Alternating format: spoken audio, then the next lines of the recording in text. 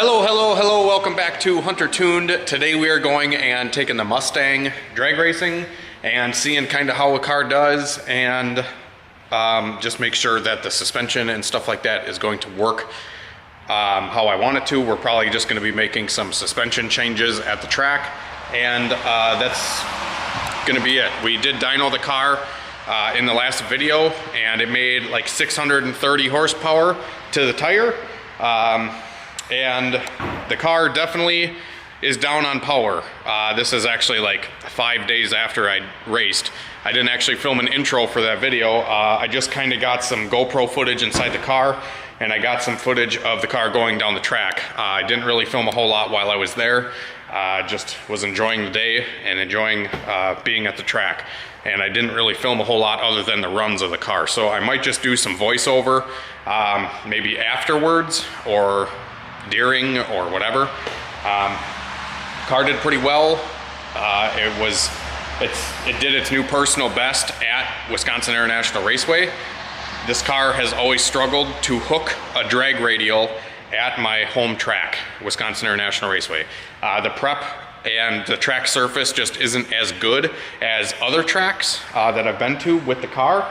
I know last year we ran the car and could not even make the car do like a 1.760 foot. It mainly did like 1.860 foots, and it just kind of spun the tires no matter what. If I put a slick on the car, it would hook up good, but it would just be bobbly coming out of the hole because it had so much deflection in the bushings. But spoiler alert, hopefully you guys enjoy the video and enjoy the few passes that I did with the car.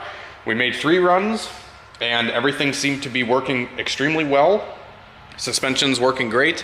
We did a few shock changes throughout the day, and I played with the 2-step RPM just a little bit, and first and second pass were kind of mediocre, so I got out of it early, and then the third pass, car dead hooked right out of the hole, and did its new personal best 60 foot at WIR on a drag radial. So like I said, I was just gonna put a slick on the car and just go A to B, but I wanted to see if it would hook a radial, and Jack Roberts talked me into keeping the radial on it, even on a subpar track, and it did very well. So here's a couple of the passes. I'll probably just run through them. The first one's gonna be the first pass, and then the first one with the GoPro inside will be after. Then it'll be second pass with the GoPro, third pass outside, and then third pass with the GoPro, etc., etc. And then we'll pick back up when we're done.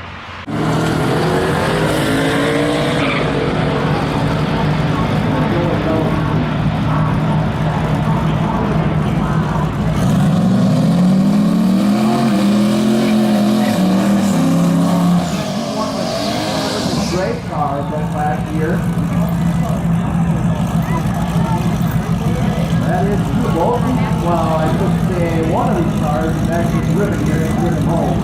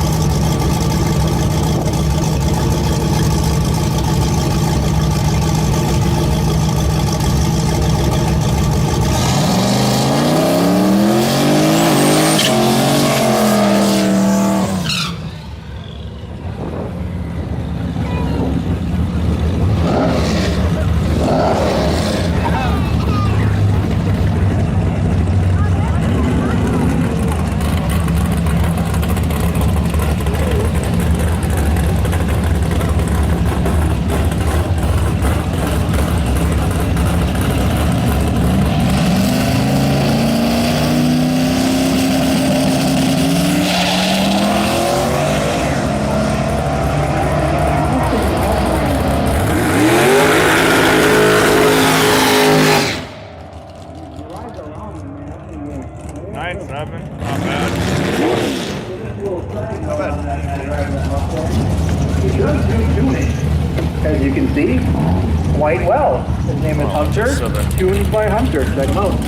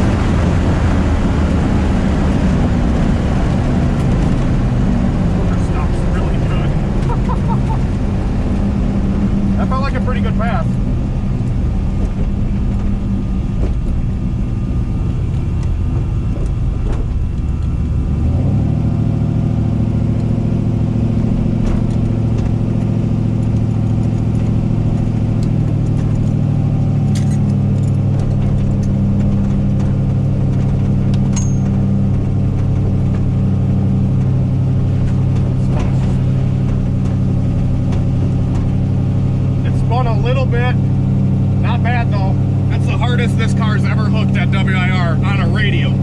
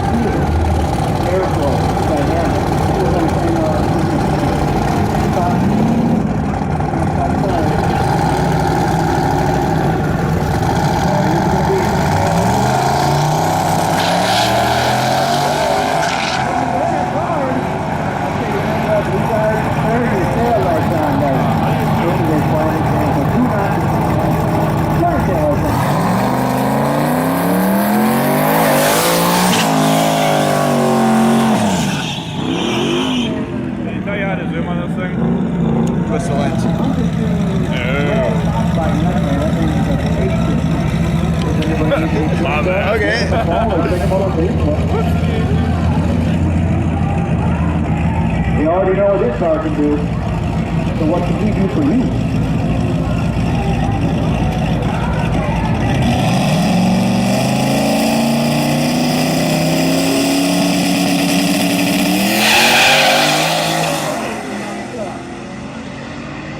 Once you get an alternative like that, keep on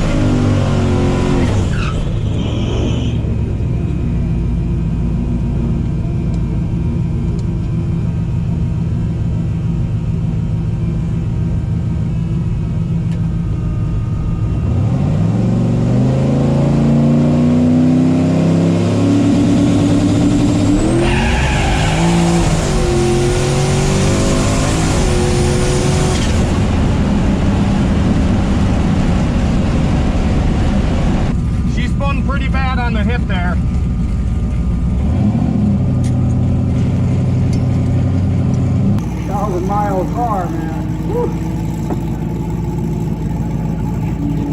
Imagine having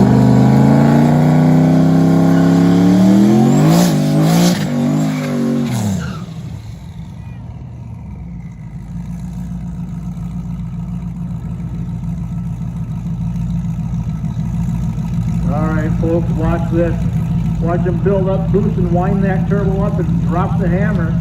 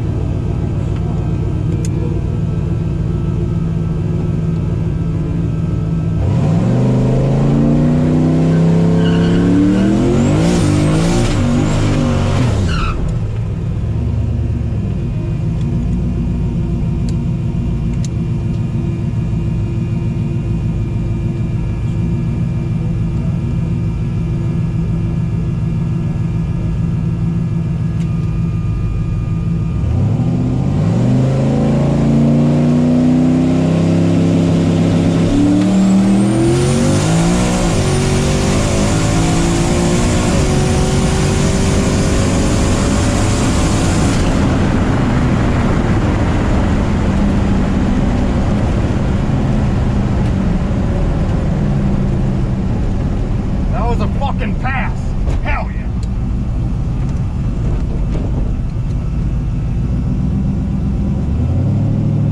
That was a pass, bitch. That fucker went right down Broadway. Hell yeah.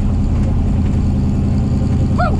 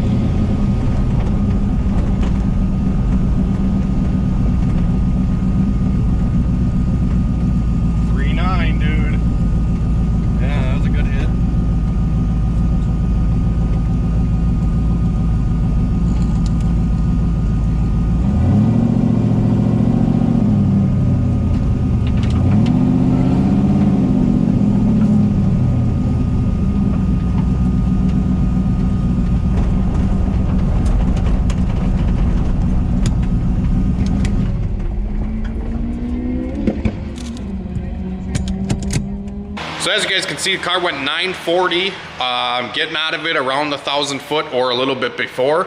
And it did a 60 foot of, I believe, 141 to the 60 foot on the third pass. First pass, we took the car out. It did not have enough two-step RPM in it. So it kind of just was lazy coming out of the hole.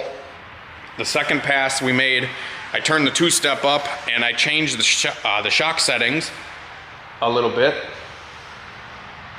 Actually, I don't even remember. I think the first pass it was just kind of lazy coming out of the hole. The second pass, I turned it up a lot on the two-step and I did a shock change in the front. We went a little bit tighter on the shocks in the front, and I also adjusted the rebound in the rear. So those are the two changes I did, and the car spun out of the hole, but still spun a 150 60 foot, and it spun pretty bad coming out of the hole. But it felt pretty good, so I stayed in it till about the 8th mile, and the car, let me see if I got the time slip still laying in the car here. I do. Okay, sweet. So maybe we'll backpedal here. These are the time slips throughout the day that the car did. We got to the track a little late on Friday. Our first pass was at about 6:45 p.m. And the car, like I said, it was just kind of lazy coming out of the hole. Went 111 to the 8th, and I got out of it. Coasted an 1150 at 77 miles an hour. And then our second pass of the night we made at 7:30, and the car spun out of the hole pretty bad and went 116 to the 8th and coasted a 970. The third pass we made, the car, I think I did, this is when I did the shock change. So the first pass I did, it didn't have enough two-step. I did nothing other than turn up the two-step and run it through the 8th. And it spun and went 116 to the 8th with a 6.1 ET. The third pass, I did a shock change, no change to the two-step, and it went 620 at 104. So I got out of it even earlier on that pass just because I noticed the car did spin, so no sense in staying in it. And then our final pass of the night, I left the shock changes alone. I only adjusted the suspension one time and then just played with two-step throughout the day, or throughout the rest of the night. I think I might have a picture on my phone of the fourth time slip, but I don't know. There's fucking mosquitoes out here like crazy because it just stormed and these things are gonna chew me alive. Yes, so here is the best pass of the night. It did a 142 60 foot, 6.0 to the 8th, and 116 mile per hour. 940 out the back, getting out of it around the 1,000 foot.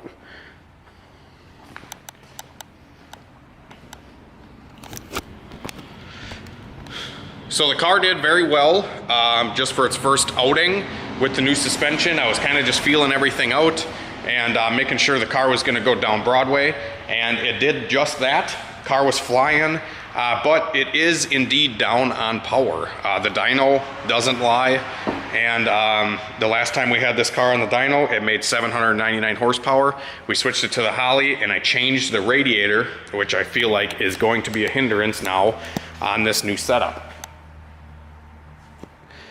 And I'm thinking this is kind of where my horsepower is going out the window. And you guys can see why. I can't fit 3 fingers between the radiator and the turbo inlet.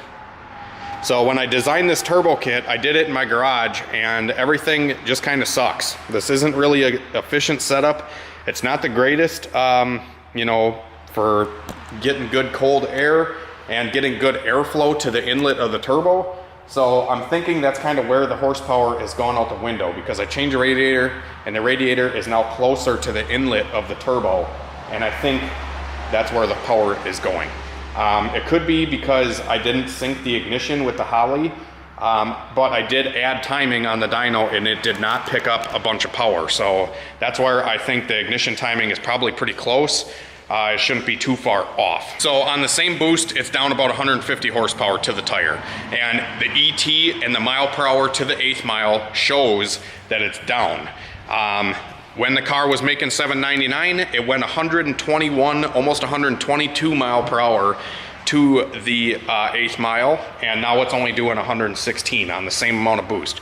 So that just tells me, like, okay, the dyno said it was 150 low, and the ET at the track also says that it's down.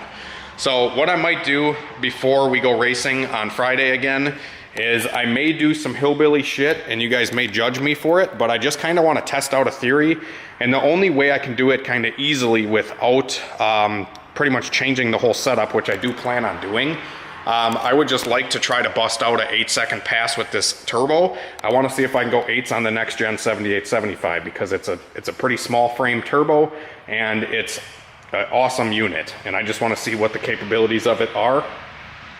What I may do is I may just raise the turbo up. So it's going to be hanging out of the hood above the radiator. just because I can't really clock the turbo this way, where I know Matt Happel from Sloppy Mechanics actually recommended, and he did this on a lot of his Fairmont builds, is you put the inlet of the turbo in the fender well so it sucks air from the fender well and not off the frickin' radiator. So that's what sucks with this setup. But if I did that, I don't know how I would configure a downpipe and stuff. So I think just for, you know, time crunch sake, I may just cut the hot side and put an extension on it so we can run the turbo just out of the hood so it's sucking air from, you know, wide open air, not blocking from the radiator, and it'd be raw cold air coming right into there. So another thing that we did with the car is we put a full front bumper on it. It is not even a cut front bumper, and there's not a lot of airflow going to the intercooler, not a lot of airflow going to the radiator, etc. So although I do like the look of this, it's just not good for horsepower, because I have a small intercooler and just not a lot of airflow going to it. At the end of my 940 pass, I actually have a data log that, if you guys are interested in, I may do an overview of the 940 data log. The car went down and through. Starting on the launch control, the intake air temp was around 97 degrees or 100 degrees, and at the end of the pass, when I went through the traps, the intake air temp was 205 degrees or 210 degrees. So at 100 degree intake air temp rise, and at the end of the track, if the car's got 200 degree inlet air going into the motor, it's not gonna make any horsepower. 100 degree air versus 200 degree air combust differently. There's more oxygen molecules and all that stuff when the air is colder. So that's why you always want to make sure that your air intake temps are as cold as possible. You make the most horsepower when your air inlet temps are cold.